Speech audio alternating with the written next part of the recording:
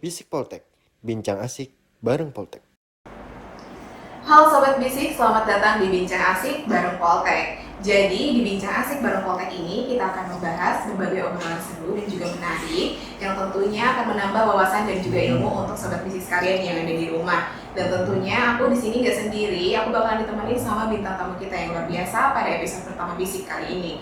Oke, tanpa berbasa-basi dan juga panjang lebar, langsung aja kita sambut bintang tamu kita yang luar biasa pada hari ini, Bapak Ari Subianto. Selamat datang, Pak. Selamat datang, selamat pagi. Assalamualaikum warahmatullahi wabarakatuh. Waalaikumsalam. Bagaimana kabarnya Pak? Alhamdulillah sehat.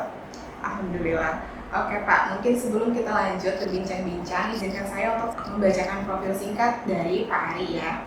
Jadi, Sobat Bisik, beliau ini merupakan Talent and Development Program Manager di salah satu perusahaan tambang batubara terbesar yang ada di Indonesia, yaitu PT Bropol yang berdomisili di Kabupaten Berau. Kemudian, beliau juga memiliki pengalaman kerja di bidang Human Resource and Talent Development selama kurang lebih 15 tahun. Beliau pernah bekerja di PT Indo Tambang Raya Megah Tbk, kemudian pernah bekerja di G Resource Gold Mining Company, kemudian pernah bekerja di Petrosi Offshore Supply Base, dan kemudian dari mulai tahun 2017 hingga saat ini beliau bekerja di PT Bropol. Betul ya Pak? Betul. Beliau juga pernah mengikuti one year program Organization Leadership di University of Alabama Huntsville selama 1 tahun. Oke Pak, mungkin kita masuk nih ke pembahasan pertama. Mungkin Sobat Bisik di luar sana juga ingin tahu nih Pak, bagaimana sih awal mula Pak Ari meniti karir seperti itu Pak? Karir tambang saya sebenarnya dimulai dari Indo Tambang ya. Cuma memang sebelumnya juga pengalaman non pekerjaan itu banyak lah yang coba saya dapetin ya. Waktu di kampus saya sempat mengikuti beberapa jabatan senior lah ya di unit kegiatan mahasiswa, antara lain kayak Student English Forum. Setelah itu saya juga ada beberapa pekerjaan yang di US yang sempat saya juga ambil. Kemudian saya pulang ke Indonesia, baru saya ya sama seperti layaknya para pencari pekerjaan ya di Indonesia itu daftar kemana-mana, nyebar CV kemana-mana gitu ya. Akhirnya ada beberapa perusahaan yang memang memberikan opportunity dan tawaran itu saya ambil yang di Indo Tambang Raya Megah. Sebenarnya dari awal kuliah ini berarti Bapak udah berminat untuk bekerja di pertambangan ya Pak, atau seperti apa? Minat di tambang itu sebenarnya ketika saya ketemu banyak teman ya, diskusi bahwa challenging kayak kerja di tambang gitu ya. Kerjanya di remote, kemudian yang pertama ada gambaran salary-nya pasti gede gitu di tambang gitu. Itu tahun berapa ya Pak ya kalau boleh kita tahu? Saya masuk Indo Tambang itu tahun 2006 ya. Dan Pak, sehubungan dengan tema kita ya Pak pada kesempatan kali ini, yaitu link and match fresh graduate dengan dunia industri. Untuk latar belakang pendidikan Bapak sendiri nih, kira-kira pada saat itu apakah sudah memenuhi dengan job desk yang ada gitu Pak? Kalau latar belakang pendidikan kan, kalau di HR kan memang salah satunya selain orang psikologi kan orang fakultas hukum ya. Karena di situ akan ada bersinggungan dengan aturan ketenagakerjaan, kemudian hal-hal yang terkait dengan regulasi ketenagakerjaan terutama. Nah, namun juga tidak 100% akan linear ya. Namun paling tidak saya coba satu background pendidikan saya ketika masuk di situ adalah masuk dalam requirement yang memang dibutuhkan pada saat saya apply di Indo Tambang. Oke, baik Pak.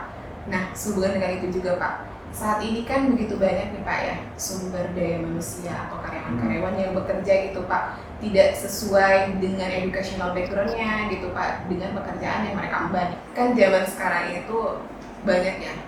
Saya sih mengambilnya dari beberapa teman saya sih Pak, bukan cuma satu, ada juga yang kayak aku latar belakang pendidikannya ini, tapi misalnya dia ada tawaran kerja nih, tapi enggak deh gitu, karena nggak sesuai dengan latar pendidikanku.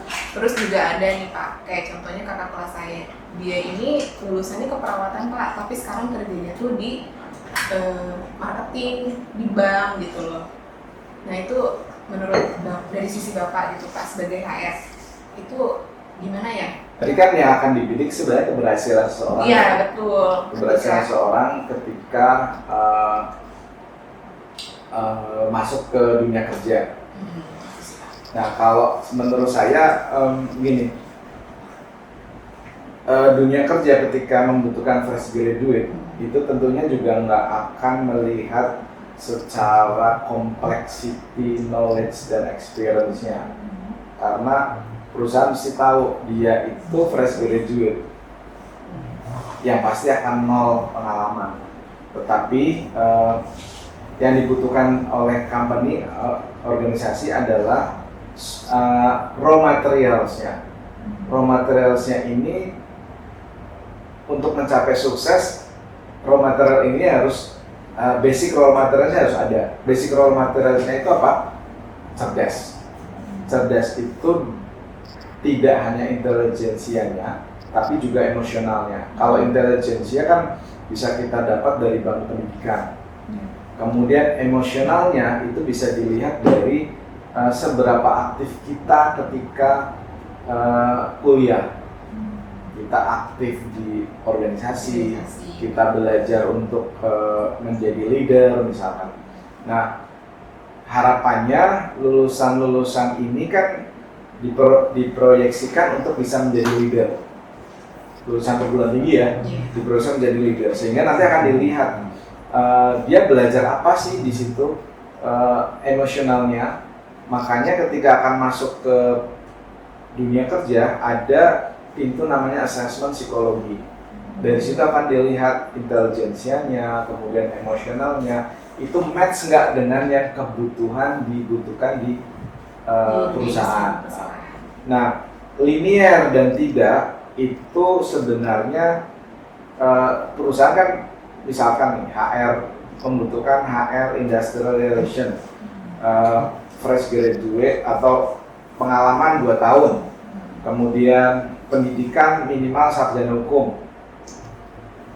itu harus dipenuhi, karena ketika kita perawat daftar di situ pasti nggak akan diterima karena perusahaan meminta speknya adalah sarjana hukum karena akan didudukan di industrial relation.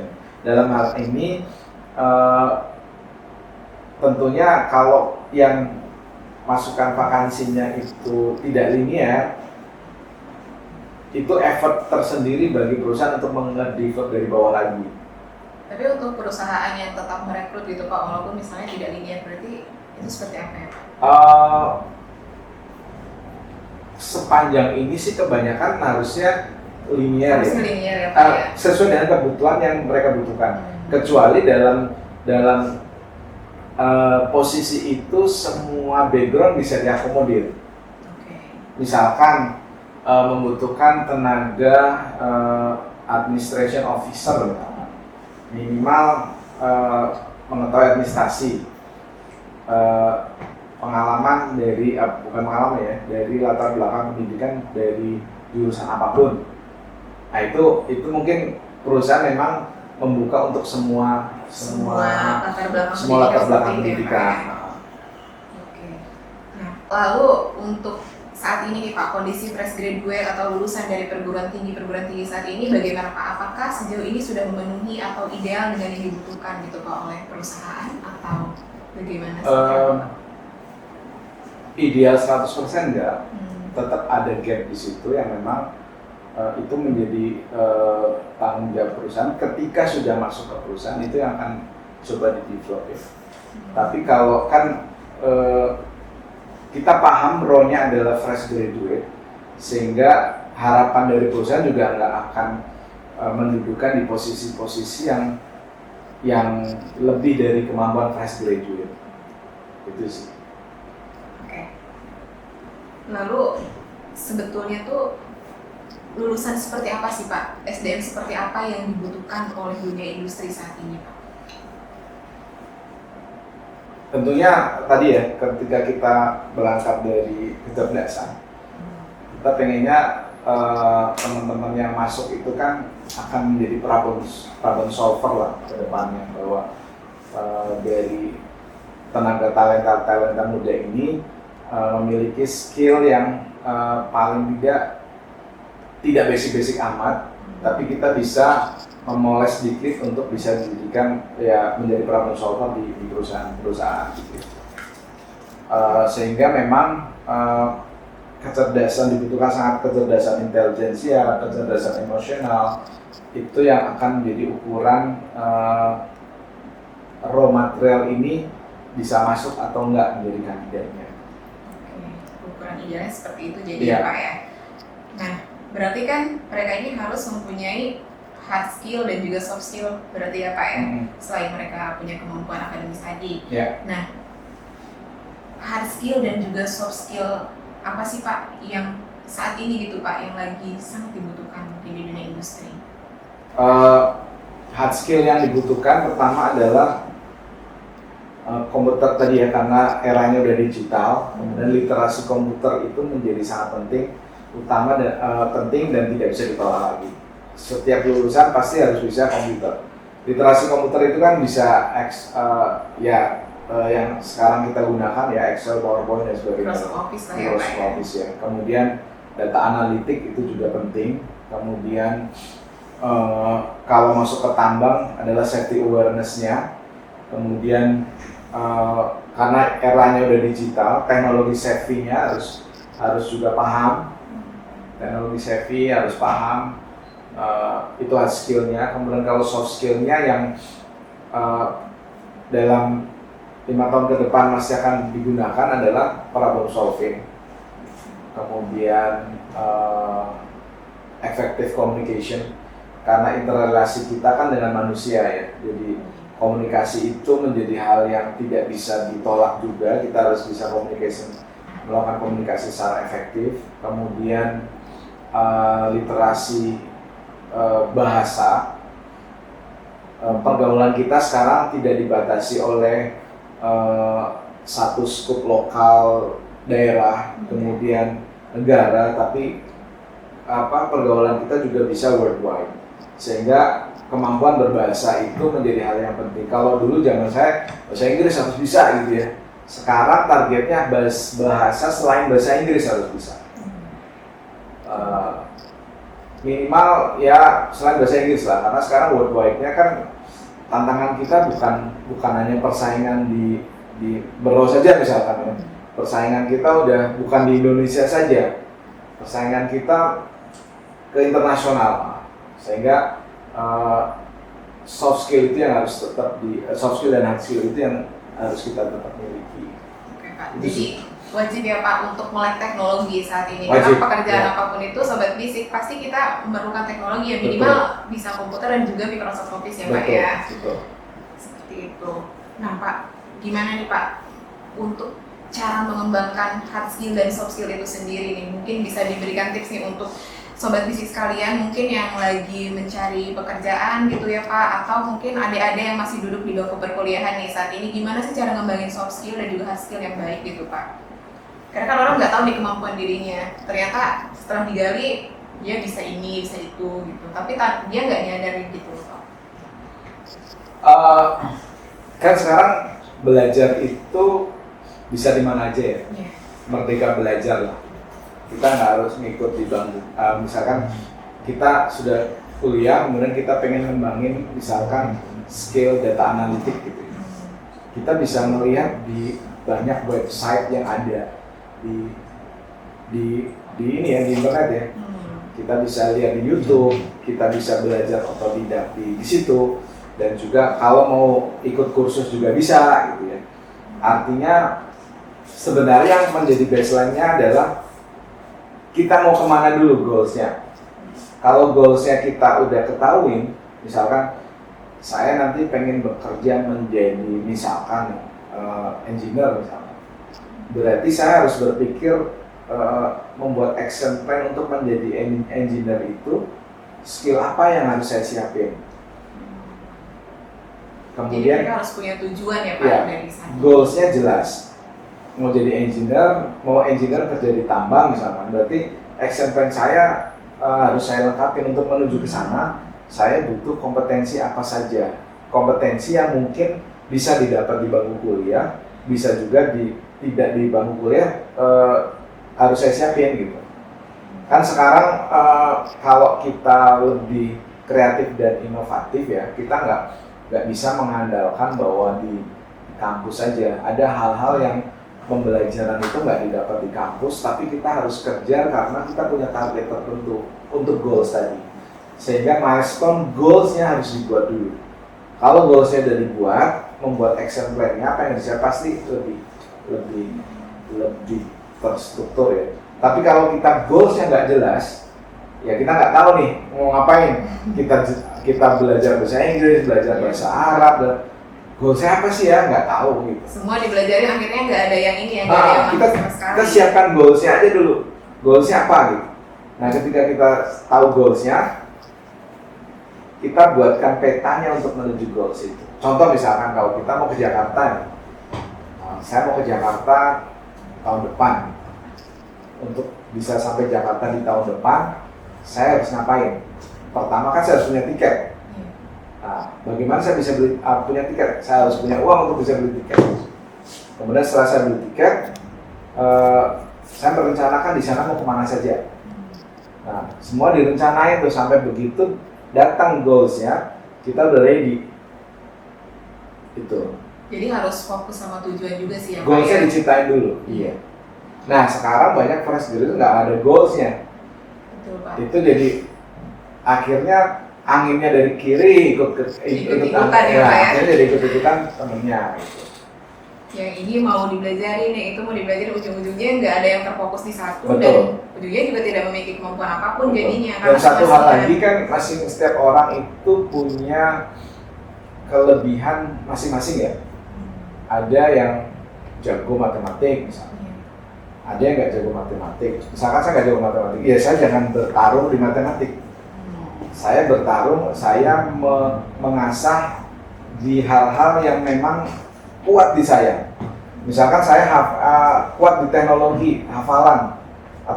Ya udah saya masuk ke mencoba ke Fakultas Hukum kan hafalannya kuat, terkenal hafalan kuat. Ya masuk ke program-program yang memang saya kuat gitu.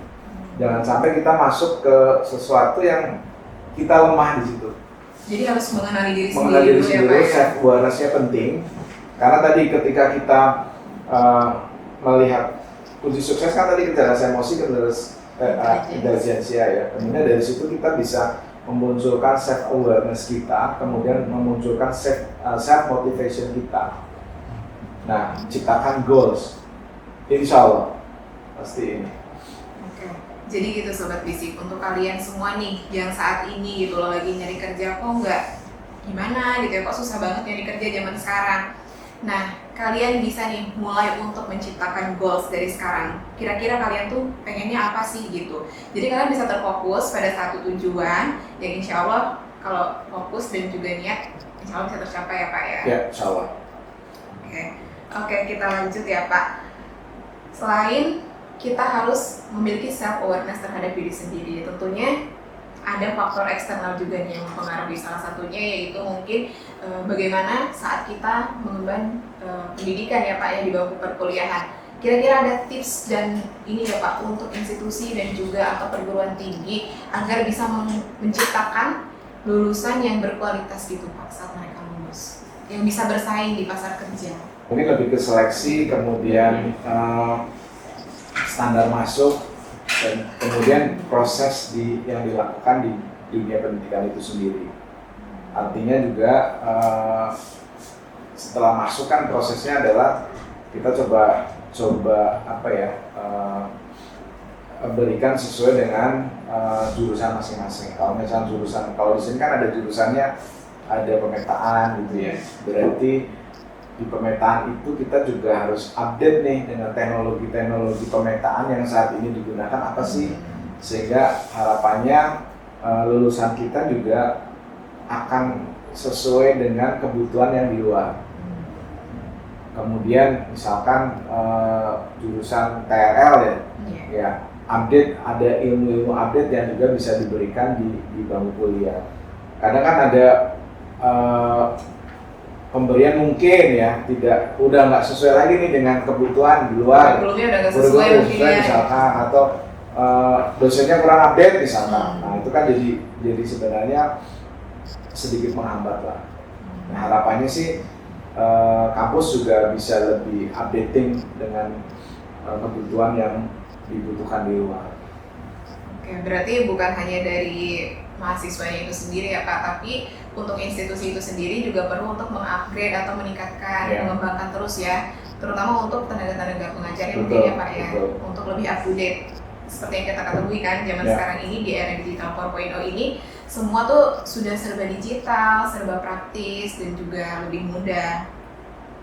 Nah, berkaitan dengan era digital 4.0 Pak, menurut Bapak nih, career opportunity dari teman-teman fresh graduate di luar sana nih dalam mencari pekerjaan, apakah masih besar atau seperti apa Pak peluangnya? Kalau peluang kerjaan malah justru semakin ini ya. Kalau saya pernah baca di Future of Job Survey 2020 itu yang dilakukan oleh World Economic Forum 1, itu malah di 2025 itu akan muncul pekerjaan-pekerjaan baru yang selama ini kita nggak pernah bayangin. Dan akan ada 10 pekerjaan yang nanti akan moncer di sana. Moncer dalam artian banyak dicari orang gitu ya. Itu antara kayak data analis, kemudian data scientist, kemudian artificial intelligence, kemudian big data, kemudian ada lagi digital marketing, proses automation dan sebagainya. Dan di 2025 juga akan ada pekerjaan-pekerjaan nanti yang akan hilang. Administration yang manual, clerk itu akan hilang itu.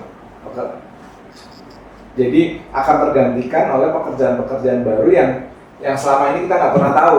Nah justru dari situlah kita mulai coba tangkap peluangnya. Dari pekerjaan apa sih yang 2025 ini akan in gitu ya misalkan. Dulu kan kita nggak pernah tahu ya ada pekerjaan namanya itu kalau bikin kopi barista. Kita nggak pernah ada pekerjaan barista gitu ya. Nah sekarang ada pekerjaan barista, pekerjaan YouTuber gitu ya. Dulu nggak pernah ada tuh pekerjaan YouTuber, kita nggak pernah ngapain sih. Nah sekarang ada pekerjaan baru namanya YouTuber, ada pekerjaan baru namanya barista. Nggak tahu mungkin akan muncul pekerjaan-pekerjaan baru yang sesuai dengan generasinya gitu.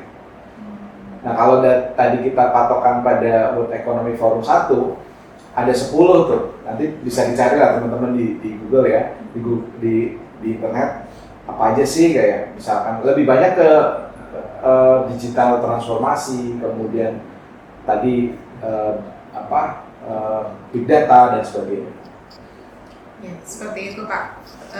Mungkin untuk lulusan begitu banyak sekarang ya orang tuh pengennya kuliahnya IT kayak gitu-gitu loh Pak. Secara kalau kita pikir kalau semua orang maunya itu nanti kan lowongan pekerjaannya gimana gitu Pak. Ya kan sebenarnya juga itulah kadang kita kuliah pengennya kerja ya. Ada nggak sih orang kuliah pengennya menciptakan pekerjaan, menciptakan lapangan kerja? Jarang sekali ya Pak. Kita lebih terdoktrin bahwa habis kuliah kita harus kerja. Pernah nggak kita berpikir bahwa habis kuliah kita menciptakan lapangan pekerjaan? Kan banyak nih startup itu ya buat ya. Justru peluang itu harus sedikit mindsetnya nggak dirubah nih. Kalau misalkan nggak harus kerja lah, misalkan saya bisa bikin lapangan pekerjaan, misalkan akan lebih baik sih menurut saya, akan membantu dunia usaha yang lain sehingga gulanya nggak ngumpul di dunia. Iya betul Pak. Jadi mindsetnya harus dirubah ya, jangan memikirkan bahwa harus kerja, tapi kalau bisa menciptakan lapangan pekerjaan seperti itu. Baik Pak, masuki ke penghujung ini mungkin ya Pak, penghujung acara nih. Terakhir Pak, bagaimana sih Pak pesan dan juga tipsnya untuk para fresh graduate atau job seeker di luar sana nih dalam mencari pekerjaan Pak? dunia kerja itu kan luas ya. Kita jangan membatasi pikiran kita bahwa bekerja itu harus di sebuah perusahaan, bekerja itu harus di kantor, bekerja itu harus menjadi pegawai negeri misalnya. Banyak peluang-peluang pekerjaan yang di luar itu juga banyak. Contoh misalkan sekarang ketika dunia terhubung dengan teknologi, kita bisa berhubungan dengan siapapun dimanapun gitu ya. Kita bisa menciptakan bukan menciptakan ya, kita bisa meraih peluang-peluang pekerjaan itu tidak hanya terbatasi di sebuah perusahaan. Kita bisa melalui dengan teknologi yang ada, kita bisa membuat pekerjaan. Contoh misalkan YouTuber itu kan buat konten gitu ya. Kita punya keahlian, kita bisa share di situ. Atau misalkan contoh kayak teman saya belajarnya di fakultas waktu itu bahasa Inggris gitu ya, dia bisa translate bahasa Inggris ke Indonesia atau Indonesia ke Inggris gitu, vice versa itu.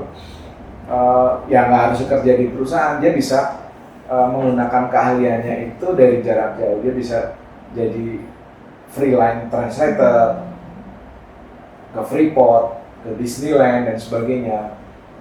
Artinya kita juga harus kreatif untuk menciptakan peluang-peluang sesuai dengan keunggulan yang kita miliki. Jadi tidak terbatas bahwa bekerja itu harus bangun pagi, pergi ke kantor seperti itu ya Pak. Jadi kita harus punya mindset yang apa sih? Yang kreatif gitu loh Pak, nggak melulu. Ya, goalsnya kerja apa sih gitu kan? Iya. Kan mendapat pekerjaan, penghidupan yang lain, penghasilan kan? Kan goalsnya di situ gitu. Penghasilan yang halal gitu ya. Goalsnya kan di situ sebenarnya. Oke, jadi gitu Sobat Bisik nih yang ada di rumah sana. Jadi untuk kalian, untuk sekarang yang masih nyari-nyari pekerjaan nih, kok belum dapat pekerjaan gitu loh. Nah, sembari mencari pekerjaan mungkin kita bisa mengasah ya kemampuan kita gitu loh. Kan sekarang banyak juga nih di YouTube seperti itu ya. Kita bisa melihat-lihat kayak misalnya mungkin belajar memasak, nanti kan bisa buka usaha ini mungkin kuliner seperti itu. Atau seperti tadi yang Pak Ari bilang, bahwa ada temennya Pak Ari nih sekarang menjadi seorang freelance untuk mentranslate dari bahasa Inggris Indonesia ke Inggris seperti itu, dan itu hanya tidak perlu datang ke kantor seperti itu. Oke Sobat Bisik, jadi itu dia tadi perbincangan kita. Jadi kesimpulannya yang bisa kita ambil bahwa untuk para fresh graduate ataupun job seeker yang saat ini sedang mencari pekerjaan, jangan lupa untuk terus mengasah hard skill dan juga soft skill kalian, dan tentunya tetap ikuti perkembangan zaman saat ini. Seperti saat ini kan sudah era digital nih 4.0, nah mungkin kalian bisa mengembangkan karena teknologi itu hal yang mutlak dimiliki ya untuk saat ini.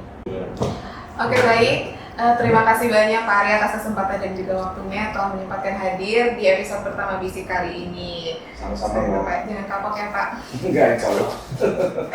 Oke, gitu aja Sobat Bisik mungkin. And sampai jumpa di Bincang Asik Bisik Poltek selanjutnya. Bye-bye.